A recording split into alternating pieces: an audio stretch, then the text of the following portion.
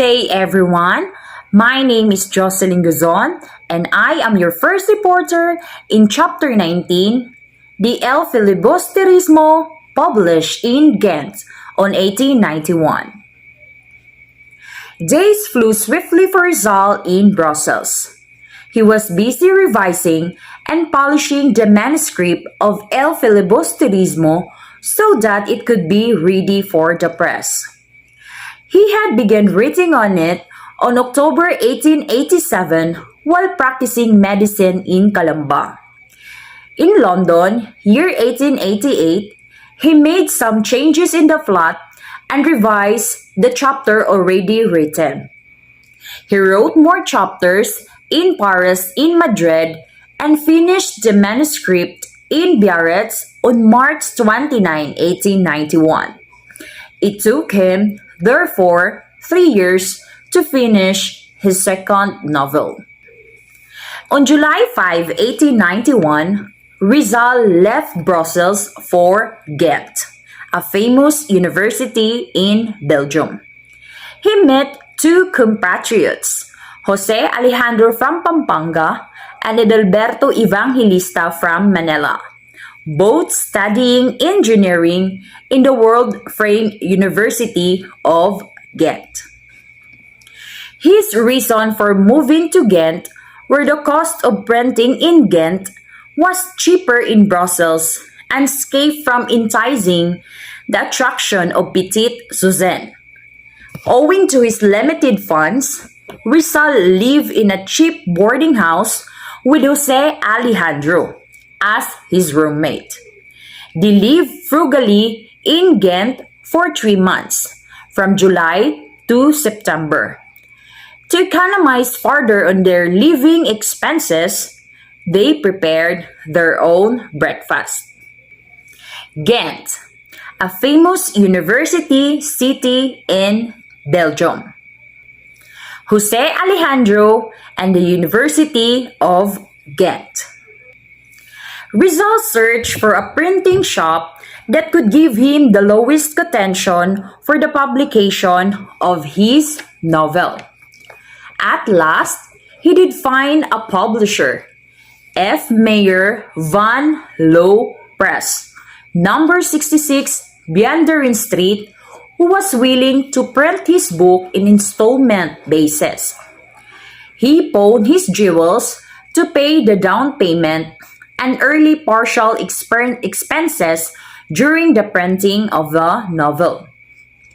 Rizal became so desperate. His funds were running low. The money that he expected from his friends did not arrive. Rizal received some money from Basa and 200 pesos from Rodriguez Arias. Rizal sent a letter to Basa from Ghent on July 1891. Written in the letter was, "I have already pawned all my jewels. I live in a small room. I eat in the cheapest restaurants in order to economize and be able to publish my book. Soon, I will have to stop this publication if no money comes." On August 6, a bad news came, the one that Rizal feared. The printing of his novel has suspended because he could no longer give necessary funds to the printer. Valentin Ventura heard Rizal's predicament. He immediately sent the amount of money needed to finish the publication of the novel. On September 18, 1891, El Filibusterismo came off the press.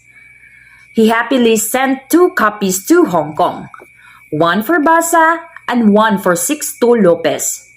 He sent the original manuscript and hard copy with his autograph to Valentin Ventura as a sign of gratitude. Filipino patriots and foreign lands in the Philippines praised the novel to the skies. The members of the colony of the Barcelona published a tribute in La Publicidad, a Barcelona newspaper, eulogizing the novel's original style, which is comparable only to the sublime Alexander Dumas, a model and a precious jewel in the now decadent literature in Spain. Valentin Ventura and Sexto Lopez.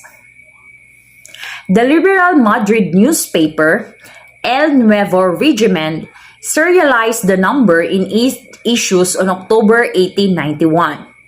Practically, all copies of the first edition of El Filibusterismo were placed in wooden boxes and shipped to Hong Kong. But almost all the boxes were confiscated and the books were lost. So it came to pass that the book immediately became rare and few available Ghent copies were sold at very high price, reaching as high as 400 pesetas per copy.